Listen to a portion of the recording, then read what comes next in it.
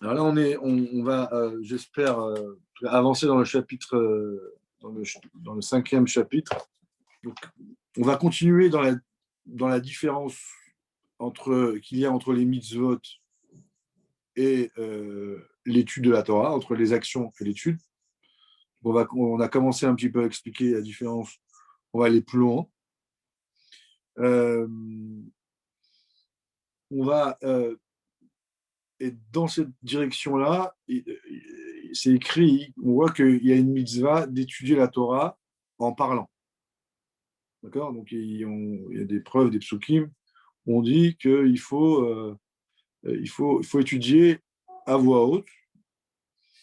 Euh, et en plus de ça, la mitzvah, le commandement d'étudier la Torah, peut être fait, dans certains cas, que en lisant des textes, sans comprendre.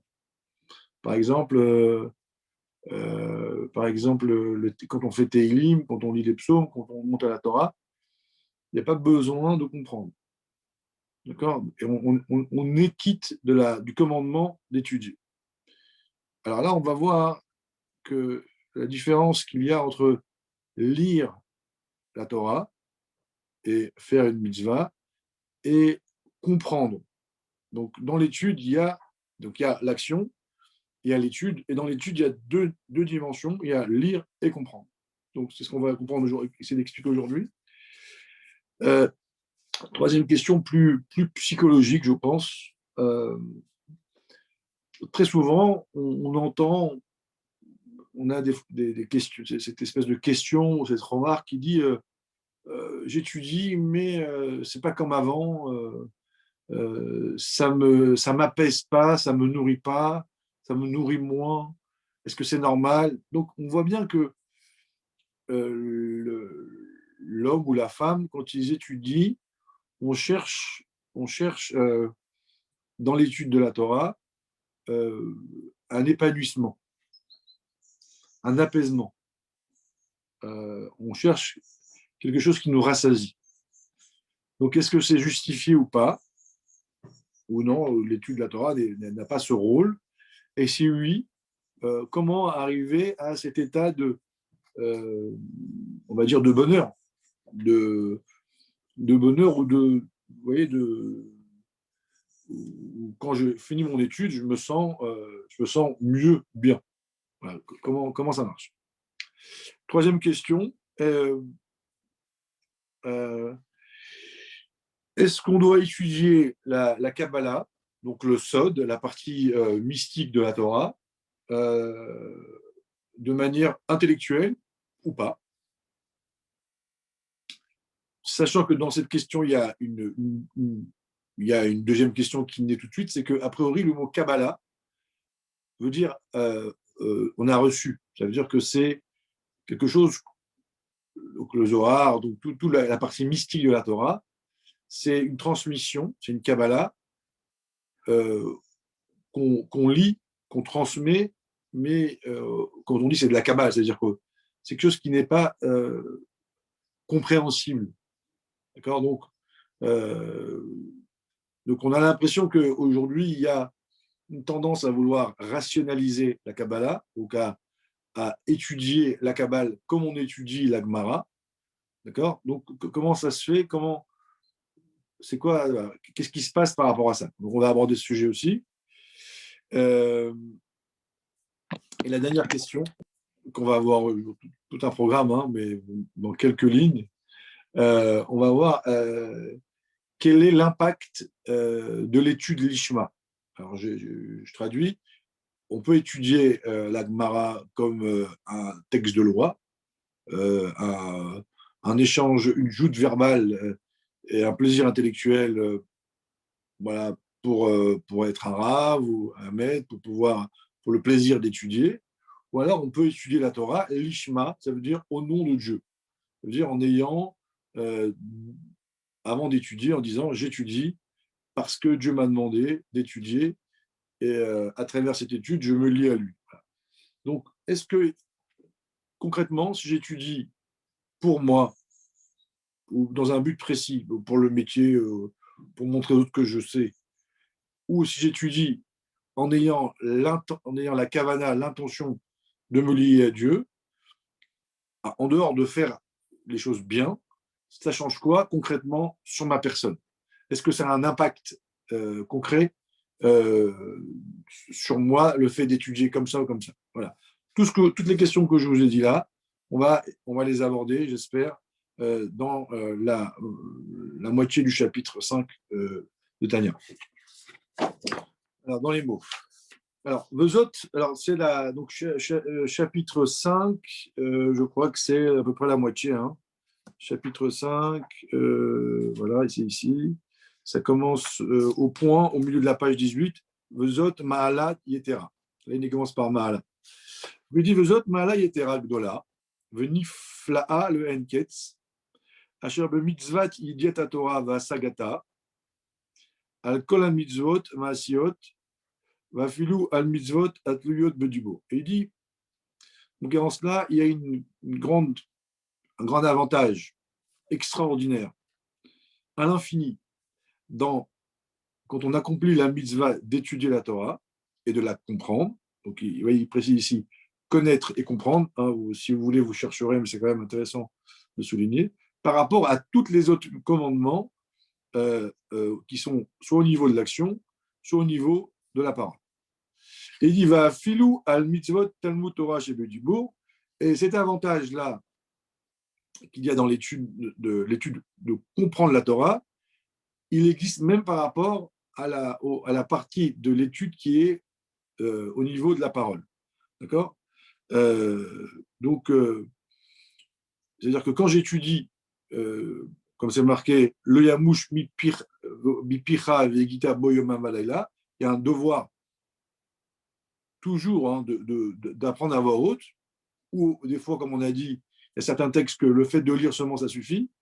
On te dit, mais il y a un avantage dans le fait de comprendre qu'il n'y a pas dans le reste. C'est quoi l'avantage qui a l'aider à mitzvot chez Bedibour au Maasé? C'est que quand j'agis ou je parle, Akadosh Baruch Hu malbish et nefesh, ou makifa or Hashem mirosha vadragla, Dieu, il entoure, il m'entoure de sa lumière. Je suis de la tête aux pieds dans la lumière de Dieu. Ça, c'est quand j'agis. L'action d'une mitzvah ou la parole a un impact qui fait que c'est comme si que je m'habillais de la lumière de Dieu, où on peut dire j'interpelle Dieu et Dieu m'entoure complètement. Par contre, au Bidiat Torah, par contre, quand j'étudie la Torah, Milvat Shasechem Louvaj Merormat Hashem, en dehors du fait que je suis dans Dieu, en dehors du fait que je suis dans l'idée que j'ai compris, Iné Gam Rormat Hashem Bekirbo, on avait vu dans l'autre cours, à un moment donné, la Rorma de Dieu, l'intelligence de Dieu, rentre en moi. Ou plutôt, ça se passe à l'inverse. D'abord, je saisis et ensuite, je suis saisi par le sujet. Euh, donc, euh, donc, on résume un peu ce qu'on a vu la semaine dernière. Il y a une double action quand je suis en mode intellectuel, c'est que je suis à l'intérieur et en même temps, le sujet est en moi. Alors, vous allez me dire, bon, pourquoi on en fait toute une histoire? Alors, il ne faut pas oublier l'idée principale hein, du Tanya ou de la Torah, de la religion juive, c'est que l'objectif de l'étude de la Torah et des mitzvot, c'est pas d'apprendre un mode d'emploi ou une philosophie, c'est pas de se comporter comme un groupe, c'est que depuis le matin de Torah, dans les 613 mitzvot, il y a les 613 membres de Dieu, membres et nerfs, etc.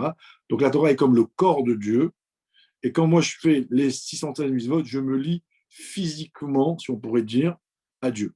D'accord? Donc, l'objectif d'un juif ou d'un homme, c'est de fusionner avec Dieu. Donc, dans les mitzvot, il y a une certaine fusion, mais dans l'étude, donc dans l'action, il y a une certaine fusion, mais dans l'étude, la fusion, elle est beaucoup plus fusionnelle. Elle est beaucoup plus, ça pénètre au niveau de l'atome, quoi, presque. Alors, euh,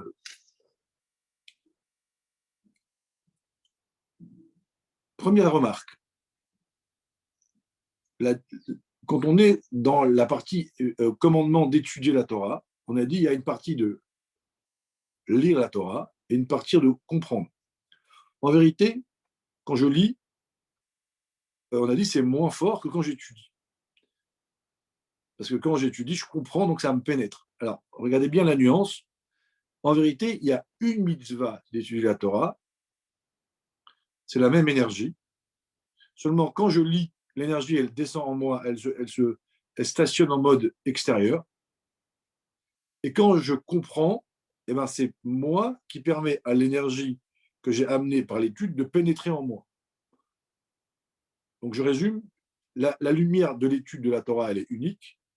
Quand je lis, elle s'arrête au niveau extérieur, puisque ben, je n'ai pas compris. Dès que je comprends, elle me pénètre plus profondément. D'accord? Donc, ça, c'est juste un premier remarque. Euh, pour, on va dire, maintenant, rendre les choses un peu plus humaines, il y a un exemple qui est donné. Vous rentrez dans une salle, vous entendez un maître prier ou étudier avec beaucoup de passion, beaucoup de ferveur, avec une belle voix, et vous sentez, voilà, et ça vous envahit, vous êtes touché, vous êtes ému par ce rave qui prie, qui chante, qui pleure, je ne sais pas. Donc vous êtes, ça vous a touché, ça vous a ému, ça vous a transporté. Donc vous êtes touché, mais en fait vous ne savez pas qu'est-ce qui a touché le maître. Vous ne savez pas pourquoi il a été ému. Donc, donc en vérité, vous avez été transporté par son émotion sans vraiment savoir pourquoi. Donc cette sensation-là, on considère que c'est extérieur, c'est superficiel. C'est pas intérieur, parce que vous n'avez pas pu partager avec lui la raison qu'il a pu l'amener à ça. Et en général, ça ne reste pas. Voilà.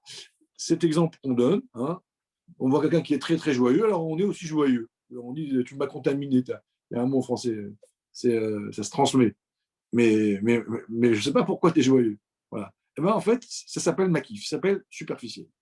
Donc ça, c'est la différence entre la parole, si on pourrait prendre un exemple, les mitzvot, et le fait de comprendre. Voilà. Donc, ça, c'est on va dire le début. On va dire plutôt l'essentiel de cette partie du Tania. Maintenant, il continue et il rentre dans le détail. Il ne faut jamais oublier hein, le point de départ.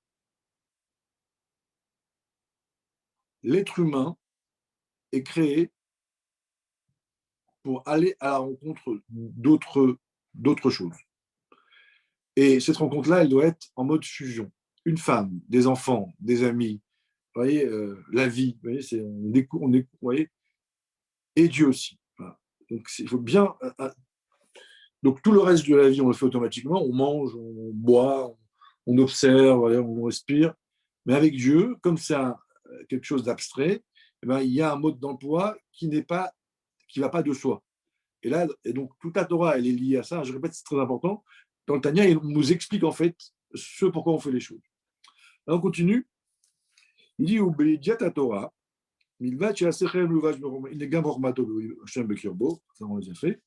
Ma Sheasechel Masig, Vetofes, ou Makiv Besirlo, Ma Sheesharlo Litfos, ou la Sig Midiat Torah, Ish Kefi Sirlo, le Koach Yediato, Vasagato, Bipshat, Remez, Drouche, Sod, Torah. Alors là, il rentre dans le détail. Il dit cette capacité, cette faculté que l'homme a d'intégrer une idée nouvelle, d'accord, ça s'appelle l'étude. Alors il précise, il dit, alors on va dire c'est quoi? Combien je dois étudier? Je lis, c'est quoi les règles? J'écoute un cours sur YouTube, je lis un livre, combien, comment? Alors il précise, il dit, ce que mon cerveau saisit, comprend, dans mon cerveau, dans mon cerveau, dans mon cerveau, ce que je peux comprendre de la Torah, chacun selon ses capacités, chacun par rapport à ses connaissances, dans le pshat, dans la partie simple, remez, allusion, drash et sod. Et donc le sod, ça veut dire et la Kabbalah, et la partie mystique, la Torah. Donc ici, il dit deux choses. Il dit, on n'a pas tous les mêmes capacités à intégrer la Torah. Donc, on n'a pas tous les mêmes besoins. Celui qui va avoir un cerveau qui a une puissance intellectuelle d'aller très très loin, et ben lui, il a le devoir d'étudier des sujets compliqués et d'aller au bout de ses capacités dans l'étude. Et à ce moment-là, il va créer une fusion qui va être adaptée à ses besoins à lui. Autant pour les mitzvot, pour les actions ou pour la parole, il n'y a pas le hétrog, c'est le hétrog. Quand je fais une je mets les tefilines, je mets les tefilines. Par contre, pareil, pour la parole, Teilim, je fais des Teilim. C'est la même chose. Par contre, pour l'étude, d'accord, on te dit, à ce moment-là, il y a des niveaux. Il y a des gens qui ont besoin d'étudier, de se fatiguer un petit peu parce que leur capacité intellectuelle, elle est peu. D'autres, ils doivent aller plus loin. D'accord Donc, tant que je n'ai pas étudié en fonction de mes capacités, c'est comme si que tu donnes à un bébé de la soupe et à un grand aussi de la soupe. Il devient fou. À un moment donné, je lui ai un bout de pain, je veux des légumes, parce que mon corps a besoin de choses plus consistantes. Ben, c'est pareil par rapport à l'étude. Voilà, voilà. Si tu étudies et que tu sens que tu es en manque, il y a de grandes chances que, en fait, tu as lu une sira sur un fauteuil ou tu n'as pas digéré, réfléchi, tu n'étais pas fatigué autant que dans les maths. Tu vois, autant que quand tu vas préparer tu remarques bien quand on a un examen, on travaille très dur parce que un examen, c'est un moteur. Quand tu prépares un cours, souvent tu veux que ça soit le cours soit intéressant, ben, tu vas étudier en mettant beaucoup de, tu te fatigues et en même temps tu dis tiens, ça, souvent c'est comme une carotte, une motivation, mais tu remarqueras qu'à ce moment-là, souvent on est rassasié. Eh ben, il faut toujours, quand on étudie, comprendre que si je ne me fatigue pas, eh ben, il y a une part de moi qui n'est pas nourrie. Un conseil que je peux vous donner, c'est de prendre un stylo et quand vous étudiez, de noter, comme on dit, canner le rachaver. Achète-toi un ami. Il y avait un rabbi qui disait la plume est pour toi un ami. Ça veut dire canner le rachaver, ça veut dire que noter, faire des résumés, revenir, faire des annotations, faire des chidushim, ça nous permet d'aller au bout. Voilà. Donc ça, c'est un point supplémentaire. L'étude est sur mesure. Voilà. Ensuite, contrairement au mitzvot qui est là et pas sur mesure, tout le monde plus ou moins à la même enseigne. Ensuite, il y a la notion de et la Kabbalah et le Sod. Ce qu'on a dit jusqu'à maintenant, c'est la Gemara, la Halacha, mais Kabbalah. Alors, normalement, depuis Rabbi Shimon Bar Yochai, qu'on a dévoilé le Zohar, on lit du Zohar, on comprend un peu, mais il n'y a pas un grand idéal de comprendre ça. Alors, il dit ici, dans une petite note, que le Rabbi Rachab, il a expliqué dans une de ses textes, chez Zéou Echad Meadvarim Shechicha Chassidut, ça a été une des révélations de la Chassidut, des nouveautés, chez Kol Adam Israël, Gam Im Enlo Neshama Gvoa, que chaque juif, chaque homme en réalité, même s'il n'a pas une grande âme, Yachol Asig Inyan Eloki, il doit comprendre, saisir la Kabbalah. C'est plus de la Kabbalah, ça devient quelque chose qui doit être intellectualisé. Voilà. Donc, dans le Tanya, il rajoute le mot sod, le mot secret, pour nous dire qu'on doit comprendre le sod. Et il amène un très beau texte du du Shla Kadosh, sur le pasouk Ze Keli Ve'anveu, Eloke Avi Ve'aromemneu. Donc je vais le faire rapide. Donc c'est un pasouk dans la parashat Béchalach, chapitre Tedvav, pasouk Bet. Après, si vous voulez, vous pouvez aller voir dans les mots la traduction. Là, je vais le faire rapidement. Il dit, c'est quoi? Je répète, Ze Eli, Keli, Ve'anveu, Eloki Avi, Ve'aromemneu. Alors, le Shla Akadosh, il va l'interpréter. Il dit, donc ce pasouk-là, il parle du Sod, d'après le Shla. Il dit, quand Ze Keli, il dit, quel lit, ça veut dire, quand Dieu, il devient à moi, c'est-à-dire comment Dieu, il devient à moi, c'est-à-dire quand je commence à réfléchir, à analyser Dieu, hein, donc, parce que la Kabbalah, elle parle de Dieu. Donc, quand Dieu, je ne le lis, je ne le considère pas comme quelque chose de lointain ou d'abstrait, mais quand ça devient mon Dieu, Kéli, alors là, Va'an Veu, il coupe le mot en deux, il dit, alors Ani Veu, Ve'an Veu, alors Ani Veu, ça veut dire moi et lui, ça veut dire que Ani Veu, Dvokim Beyachad, Kaviachol. Là, il y a une vraie fusion qui se crée entre moi et Dieu. Parce que quand je comprends, comme on a expliqué, eh ben, tout d'un coup, je saisis. Par contre, quand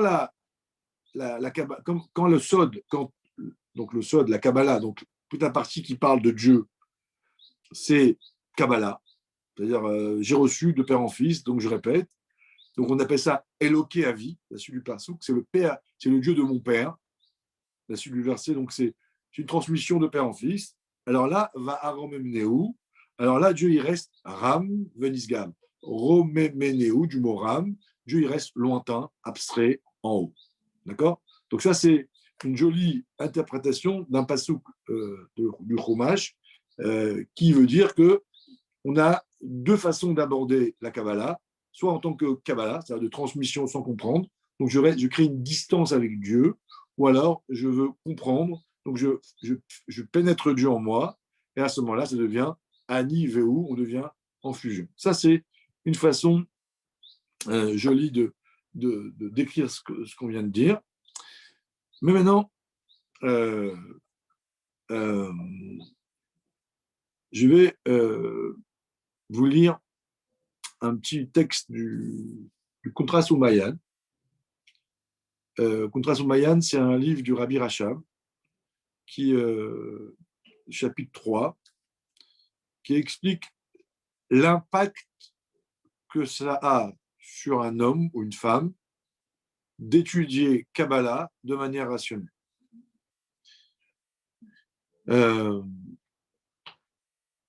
Des fois, on dit, de manière justifiée, que quand on parle de Gemara, quand on parle de Shabbat, d'une viande sur une plata, ou d'un taureau qui est encore une vache, ou d'argent, voilà, toutes les lois de la vie au quotidien, comme on parle de sujets qu'on connaît, eh ben, on comprend plus facilement. Par contre, quand on parle de Hatzilut, Bria, Yetzira, donc des mondes spirituels ou des dysphirotes, on nous décrit les choses, mais les choses, on ne les voit pas. Donc, c'est difficile de comprendre des sujets abstraits. Donc, quel intérêt? Donc, là, je vais vous lire un petit texte par rapport à ça, du Rabbi Rachab, qui explique l'importance de rationaliser la Kabbalah. Alors, il dit comme ça, il dit, volontairement, je vais être proche du texte, parce que c'est vraiment fondamental. En deux mots, je vous dis l'idée, c'est que quand on rationalise la Kabbalah, ça raffine l'homme malgré lui. Et on est coléreux, on est égoïste, on ne supporte pas les gens, on est angoissé, on est prétentieux, on est triste. On est pchen. Voilà, on est des kiffeurs à l'extrême. J'essaie de voir dans le tanière. Voilà. Tout ça, vous voyez, tous les défauts qui nous pourrissent la vie, on essaye, on n'arrive pas à changer. Alors on te dit, apprends la Kabbalah, étudie la mystique juive de manière rationnelle et tu changeras malgré tout. Voilà. Maintenant, je vais vous faire dans les mots. Alors, regardez ce qu'il dit. Il dit Adraba, Bersagat Plimiut Torah, Yesh Ma'ala Nosefet Bepulata Benefesh. Il dit quand on étudie cette partie de la Torah qui paraît abstrait, il y a un avantage sur l'âme. Qui est Yot Shebe Plimiut Torah Medubar Benyanim Rochanim Betachlit. Comme la Kabbale traite des sujets abstraits, des sujets spirituels, quand l'homme comprend bien le mécanisme de ces sujets abstraits, hein, même si on les visualise pas, il découvre, il comprend tout au moins cette réalité-là, cette existence spirituelle. Chez Nirgaj Manavsho, elle est ressentie dans son âme, au mitkacher, au mitvak basé, et il s'unit avec elle. Valideze, ou yotse migash miuto. Et par cela, il sort de sa matérialité, donc de sa grossièreté, hein, mais pas dans le sens grossier, dans le sens épais. Ou bas le malat adakut va au khanit et il s'élève et il devient plus raffiné, plus spirituel. En benefesh beatzmo, soit au niveau de son âme, ou soit au niveau de toutes ses actions, de tous ses faits. Akol ou prenet adakut va au khanit, tout devient plus fin. Biktinit fast begeshem oubli argashat atzmo. Il n'est plus, comme on dit, il n'est plus sous l'emprise de la matière et il ne se ressent plus. Ça veut dire, il n'est plus prétentieux. Il est plus, voilà, il a plus de, son moi, ce moi-là qui me, souvent, j'ai pas été respecté, j'ai pas été ça. Mon moi, le sentiment que j'ai de moi, qui fait que très souvent, les choses sont lourdes. Vous voyez, eh ben, il se raffine automatiquement. Je continue. Chez Kol Davar, chez Ose, En Belimud Torah, Ven Beseka Mitzvot, Van Fen, Uzar. Logaz Betsem. Tout ce que je fais, je suis un homme plus raffiné, plus subtil, Lumburgash.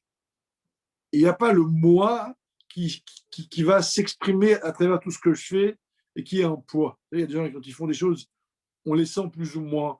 Il y a une présence, des fois, qui pèse. Ils n'ont plus ça. Blitot, velo arzakat tova la'atzmo. Il n'y a plus d'aspérité, il n'y a plus de prétention. C'est comme quelque chose de lisse. Après, on va expliquer un peu plus ce que ça veut dire. Mikol Sheken, Shilo Indika Larim, et a fortiori qu'il n'est plus, il ne cherche pas à se faire remarquer. Venzer Lomar, chez assez Bishvil Azulat, et c'est évident que les choses, quand il fait pour les autres, il les fait vraiment pour les autres. Au Benyanim Agashmi, Mouvan, ou Mikol Sheken, chez Nifshat Migashmi Uto, et c'est la même chose au niveau de sa relation à la matière. Chez Eno Mitave Inyanim Agashmi Uklal, Veno Rafez Baem, que petit à petit, il devient désintéressé de la matérialité. Kim Kol Chavtso Urtsono Ubelokut, et petit à petit, son seul désir, ça sera un désir vers la spiritualité. Ça, c'est les mots du Kutra Somayan. Maintenant, le livre que j'ai, il explique un peu plus. Shadam Naase Yoter Ruchani, quand un homme devient plus spirituel, ça veut dire quand un homme devient plus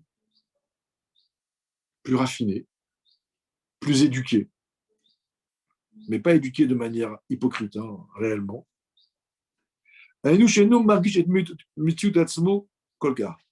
Donc, le résultat, c'est que je me sens moins. Mon moi est moins perçu par moi. Oui. Je suis plus léger.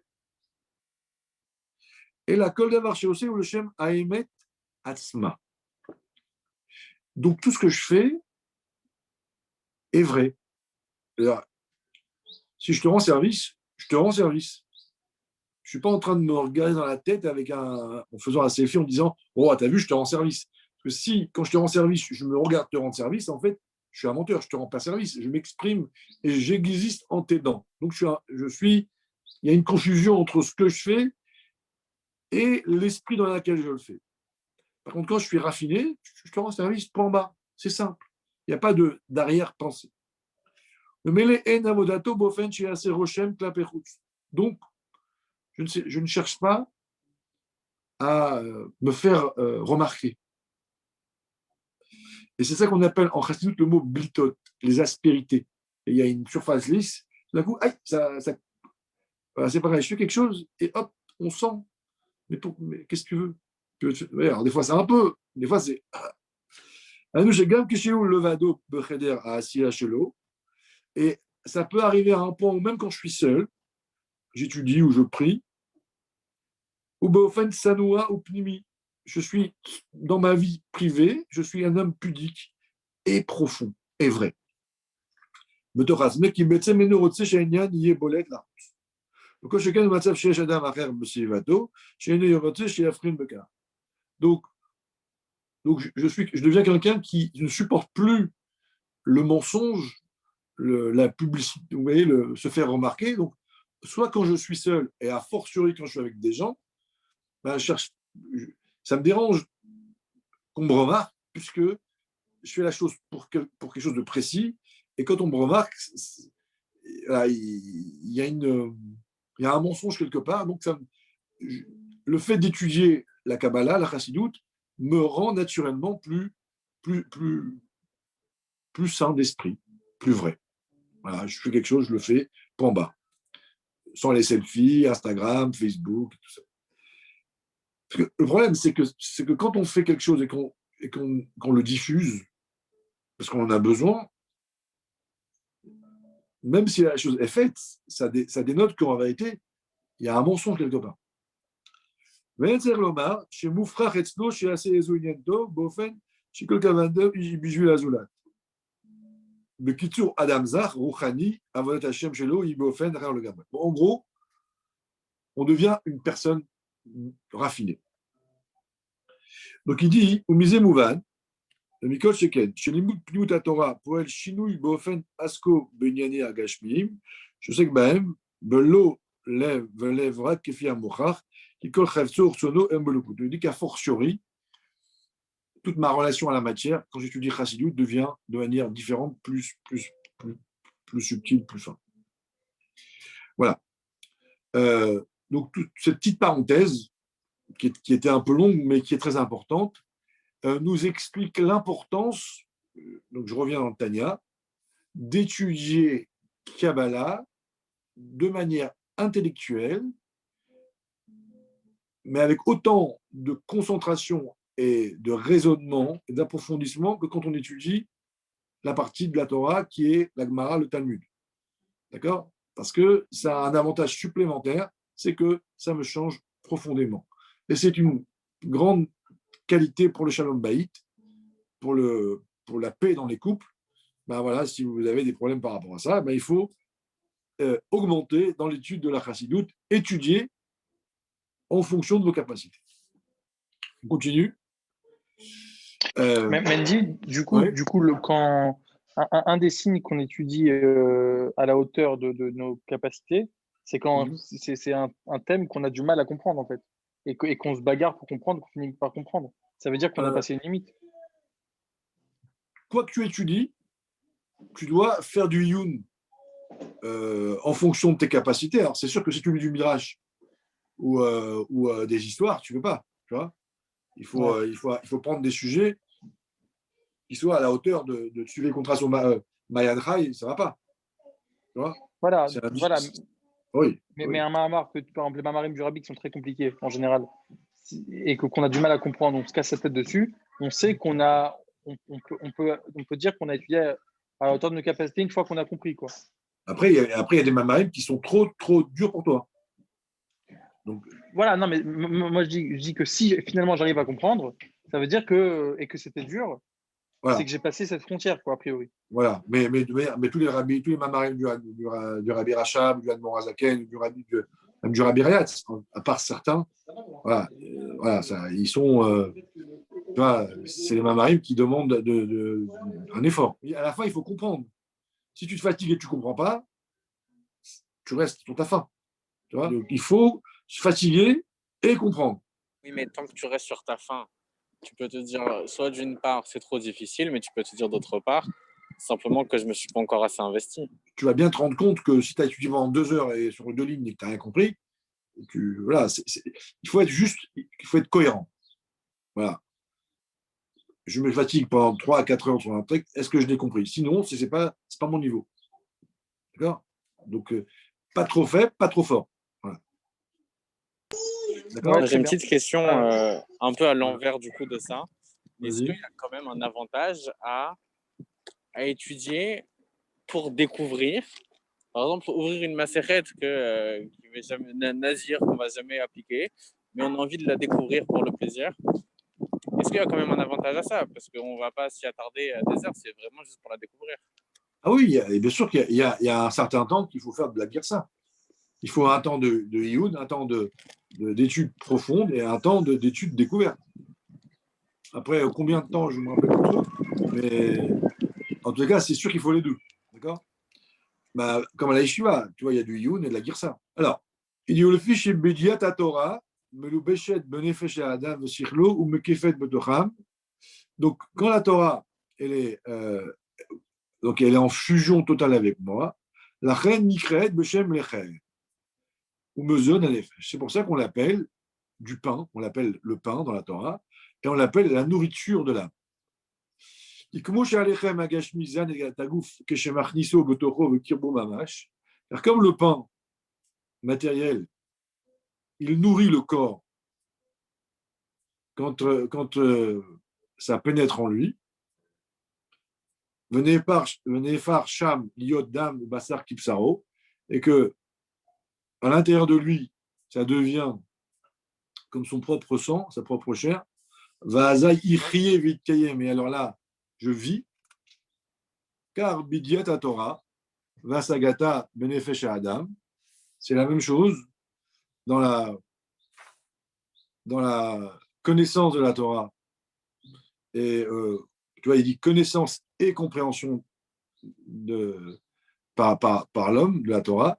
Chez l'Omda Etev Beyun Sichlo, Achinit Feset Besichlo, Meachedet, Mitachedet Imo, Vayul Achadim, quand, comme on a expliqué, j'étudie jusqu'à en faire un avec, Naase Mazon la Nefesh, ça devient une nourriture pour mon âme, Vechaim est de la vie, Bekirba en moi. Vous voyez, le mot, ça devient une nourriture et de la vie. Mechaye Achaim, Enso Baruchu, une vie qui vient de l'infini, Amelubash, Bechormato, Vetorato, chez Bekirba, qui est dans la Torah. Donc, vous voyez ici clairement, on compare l'étude à une nourriture. Donc, quand je digère, la nourriture me nourrit et m'apaise. Quand je digère intellectuellement une idée, l'idée m'apaise, me nourrit, mais il dit ici, par l'infini qu'il y a dans la Torah. Donc, on revient sur un point qu'on a déjà vu, mais on redit ici, c'est que dans la Torah, en dehors du côté intellectuel, il y a Dieu lui-même. C'est comme un sirop à la fraise dans lequel il y a un antibiotique. Donc, quand on comprend la Torah, il y a la partie, on va dire, intellectuelle qui nous apaise, mais en digérant le côté intellectuel de la Torah, inconsciemment, je digère la magie, une partie magique qu'il y a dans la Torah, qui va nourrir mon âme de manière, on va dire, comme l'antibiotique qui me soigne, parce que j'ai ingurgité du sirop. C'est pour ça que c'est marqué, et ta Torah est dans mes intestins, dans mon système digestif. Et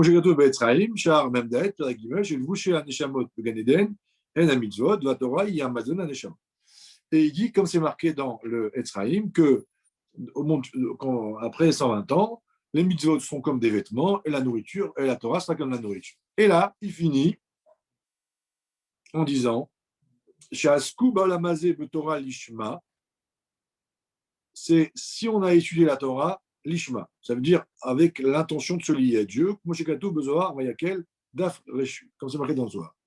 Le lishma et nous, qu'aider le kacher nafsho lachem à l'aider à Segat Torah. C'est quoi lishma? C'est quand avant d'étudier, je dis, j'étudie pour lier mon âme à Dieu, par cette compréhension. Ish kefe sirlo, chacun par rapport à ses capacités. Moshe Katou, Bepri Etzraim. Et je finis en disant cette phrase. Quand j'étudie la Torah sans penser à Dieu, j'ai accès à l'intelligence de la Torah qui me pénètre. Par contre, le côté magique, le côté infini de la Torah, il est là, il est en moi, mais je n'ai pas accès. Par contre, dès que je mets l'option, j'étudie la Torah, l'Ishma, donc avant, je me dis, j'apprends la Torah pour me lier à Dieu, donc j'ai non seulement l'intelligence qui nourrit mon esprit comme les maths, mais en plus de ça, le fait que j'ai dit j'apprends pour me lier à Dieu, ça va décapsuler, ça va dévoiler la magie qu'il y a dans la Torah. Ici, il dit Azaï mitgale aelokut sheba Torah. Ça dévoile le divin qu'il y a dans la Torah. Et là, à ce moment-là, je fusionne totalement entre la spiritualité qui est cachée derrière ce raisonnement avec mon être et mon âme divine. Et donc, ça nourrit, on va dire, le côté infini qu'il y a en moi. Voilà l'importance d'avoir cet esprit avant d'étudier, pas pendant l'étude, parce que pendant l'étude, on doit penser qu'au raisonnement, mais avant d'étudier, on doit avoir cette préparation à l'étude. Voilà, messieurs, on a pratiquement fini. Il y a une parenthèse, peut-être qu'on en parlerait au prochain cours. Vous avez des questions? Vas-y, t'écoute. Rapidement, en fait, je me suis posé une question pendant très longtemps et je crois que tu as répondu. Parce qu'en fait, quand on étudie la Torah, c'est un kiff. Et en même temps, on dit que ça dévoile notre âme divine. Enfin, ça touche l'âme divine. Mais le kiff, en général, c'est l'âme animale. Donc, est-ce qu'on peut dire qu'en fait, c'est les deux? Que le plaisir intellectuel de comprendre, c'est l'âme animale, et le divin qu'on absorbe, c'est l'âme divine? C'est sûr que pour affiner l'âme animale, il faut parler son langage. Donc, quand tu comprends intellectuellement, l'âme animale se fait avoir, on va dire. Puisqu'elle, tu vois, comme elle comprend, donc elle dit ah, ça me parle, et c'est comme Ekev, quoi, s'il y a une ruse. Voilà. Et le côté divin, oui, effectivement, il est plus adapté à l'âme divine, mais l'objectif, c'est de transformer l'âme animale au divin aussi. Donc, je pense que ça a un impact aussi sur elle. Mais je n'ai jamais vu ça, vraiment, ce sujet-là. Je ne l'ai pas lu, donc à creuser. Je n'ai jamais réfléchi à ça. Ça la raffine par Ramaout, en fait. Voilà, exactement. Ramaout, exactement. Okay. C'est effectivement. Et on doit le faire, c'est marqué. On doit entrer dans son monde. J'ai aussi une question. Ah, j'écoute, ouais. Comment on peut dire qu'on étudie pour Dieu alors qu'on kiffe en même temps? Est-ce qu'on ne va pas plutôt rechercher le kiff que l'étude vraiment pour Dieu? Si tu as raison, il ne faut pas le dire comme ça. Alors, on pourrait le dire comme ça, au début, au moins, l'olishma, balishma, tu vois, même dans ça, au moins pour s'entraîner. Maintenant, si on comprend tout ce qu'on a vu, on prend un peu de temps, tu vois, au début, et qu'on dit, Dieu, c'est la Torah. Et que là, tu vois, on prend 2 secondes, ou même 1 minute, et qu'on dit, là, je vais lire un texte où il y a Dieu dedans, tu vois. Si je prends un peu de temps là-dessus et que je crois en ce que je pense, tu vas avoir envie d'étudier pour ça. Mais non, ta question, elle est pertinente. Donc, c'est pour ça que je crois que c'était le frère de Rav Nissan, un mashpia de Yeshua de Brunois. Et quand il commençait à étudier la Gemara, dès qu'il commençait à kiffer, il fermait la Gemara, il prenait une autre. Voilà. Donc, si tu veux, ça s'appelle la notion de Messirut Nefesh. Si tu veux vraiment être sûr que tu apprends pour Dieu, il faut étudier quand tu n'as pas envie. Tu vois? Bon, mais le problème, c'est que si tu fais ça, tu risques de ne pas étudier du tout. Donc, déjà, aujourd'hui, si on apprend, déjà, c'est bien, mais tu vas apprendre 1 minute en plus, tu vas te contrarier un petit peu.